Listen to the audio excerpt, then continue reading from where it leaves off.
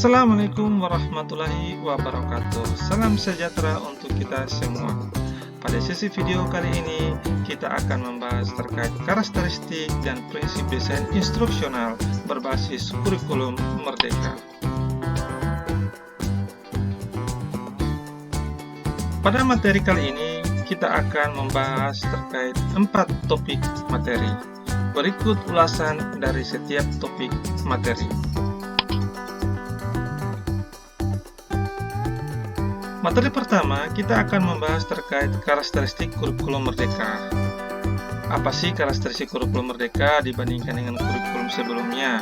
Yang pertama, dalam kurikulum Merdeka, fokus pada materi esensial sehingga guru tidak perlu terburu-buru dalam mengajar, sehingga guru bisa melakukan pembelajaran yang bisa lebih mendalam.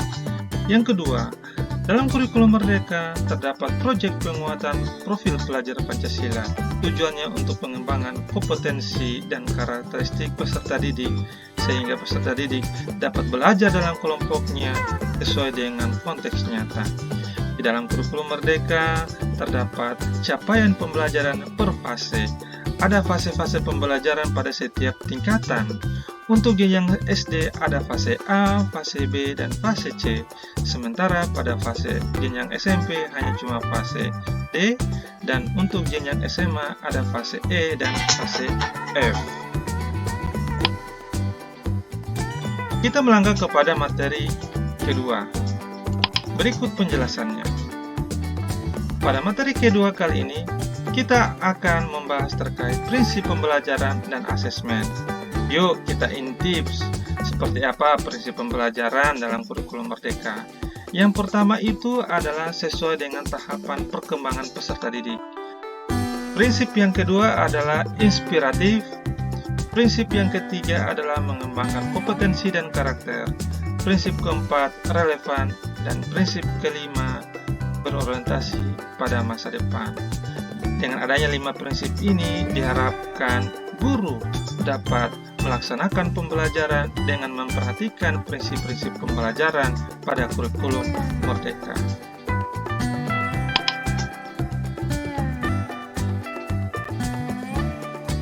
Berikutnya adalah prinsip asesmen. Seperti apa prinsip asesmen yang berlaku dalam kurikulum Merdeka? Ada 5 prinsip. Yang pertama, terpadu dengan proses pembelajaran. Yang kedua, netral. Yang ketiga, sederhana dan informatif. Yang keempat, adil, valid, proporsional, dan dapat dipercaya. Yang kelima, prinsip reflektif. Kita melangkah pada materi yang ketiga. Pada materi ketiga kali ini, kita akan membahas terkait perencanaan pembelajaran. Seperti apa sih proses berpikir dalam perencanaan pembelajaran kurikulum Merdeka? Ada 4 yang menjadi proses berpikir bagi seorang guru ketika dalam menerapkan kurikulum Merdeka. Yang pertama, memahami capaian pembelajaran. Yang kedua, merumuskan tujuan pembelajaran. Yang ketiga, menyusun alur tujuan pembelajaran dari tujuan pembelajaran yang telah disusun. Yang keempat adalah merancang pembelajaran. Seperti apa penjelasannya dari 4 proses berpikir ini? Yang pertama, yaitu memahami capaian pembelajaran. Jadi capaian pembelajaran itu adalah kompetensi pembelajaran yang harus dicapai oleh setiap peserta didik pada setiap fase. Fase-fase sebelumnya menjadi bahan pembelajaran dan pertimbangan guru. Yang kedua, merumuskan tujuan pembelajaran. Tujuan pembelajaran itu mencakup apa? Mencakup 2 bagian. Yang pertama adalah kompetensi, yang berikutnya adalah lingkup materi. Kompetensi berhubungan dengan kemampuan atau keterampilan yang perlu ditunjukkan oleh peserta didik. Sementara lingkup materi adalah konten atau konsep utama apa yang perlu dipahami oleh peserta didik pada satu unit pembelajaran. Proses berpikir yang ketiga adalah menyusun alur tujuan pembelajaran. Jadi alur tujuan pembelajaran disusun setelah tujuan pembelajaran telah diidentifikasi dengan baik. Dan alur tujuan pembelajaran ini disusun dalam jangka waktu 1 tahun. Yang keempat, merencanakan pembelajaran dan asesmen. Rencana pembelajaran dirancang untuk memandu guru dalam pelaksanaan pembelajaran sehari-hari agar tujuan pembelajaran bisa tercapai. Sementara, asesmen dilakukan untuk memantau dan memperbaiki proses pembelajaran sehingga dapat menjadi dasar pertimbangan terkait ketercapaian tujuan pembelajaran. Kita melangkah kepada materi keempat. Pada materi keempat, kita akan membahas terkait bagaimana pelaksanaan pembelajaran dan asesmen dalam kurikulum merdeka. Di dalam pelaksanaan pembelajaran, kurikulum merdeka dikenal dengan strategi pembelajaran berdiferensiasi.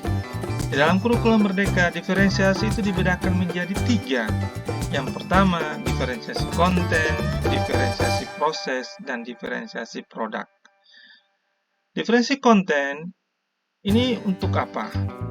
Yaitu peserta didik dapat mempelajari materi yang sama, namun dengan pembedaan tingkat kesulitan atau kedalaman sesuai dengan tahap kemampuan saat ini. Jadi, kalau boleh dibilang, diferensiasi konten berhubungan dengan materi. Materi didesain juga berdasarkan pola perkembangan anak, taraf berpikirnya, mulai dari yang konkret menuju yang ke abstrak, dari yang mudah ke yang sulit. Jadi menggunakan dualisme keadaan. Berikutnya ada diferensi proses. Diferensi proses lebih kepada bagaimana peserta didik mendapatkan bantuan pembelajaran dengan cara belajar mereka masing-masing. Agar tujuannya apa? Agar mereka dapat mudah memahami materi pembelajaran. Diferensi berikutnya adalah diferensi produk. Diferensi produk ini berupaya agar peserta didik dapat menghasilkan produk-produk karya atau performa sehingga bisa menjadi pembeda antara siswa yang satu dengan siswa yang lain. Berikutnya terkait seperti apa asesmen yang ada dalam kurikulum merdeka. Jadi asesmen dalam kurikulum merdeka itu dibedakan menjadi 2. Ada asesmen formatif dan ada asesmen sumatif. Di dalam asesmen formatif terdapat asesmen awal. Tujuannya untuk apa? Tujuannya yaitu untuk mengetahui kesiapan peserta didik dalam mempelajari materi, sehingga guru dapat mengidentifikasi karakteristik, sehingga dapat menentukan pengelompokan belajar berdasarkan hasil asesmen awal. Setelah kelompok dibentuk, maka guru melaksanakan pembelajaran, dan di saat pelaksanaan proses pembelajaran, guru juga melakukan asesmen formatif. Tujuannya untuk apa? Untuk pemberian umpan balik dan perbaikan pembelajaran. Di dalam kurikulum merdeka terdapat asesmen sumatif. Asesmen sumatif ini tujuannya untuk memastikan ketercapaian keseluruhan tujuan pembelajaran. Itulah tadi keempat materi terkait dengan karakteristik dan desain instruksional dalam kurikulum merdeka. Semoga dengan melalui paparan tadi kami berharap bahwa Anda yang menyimak ini dapat memahami materi ini dengan baik. Akhir kata, wassalamualaikum warahmatullahi wabarakatuh.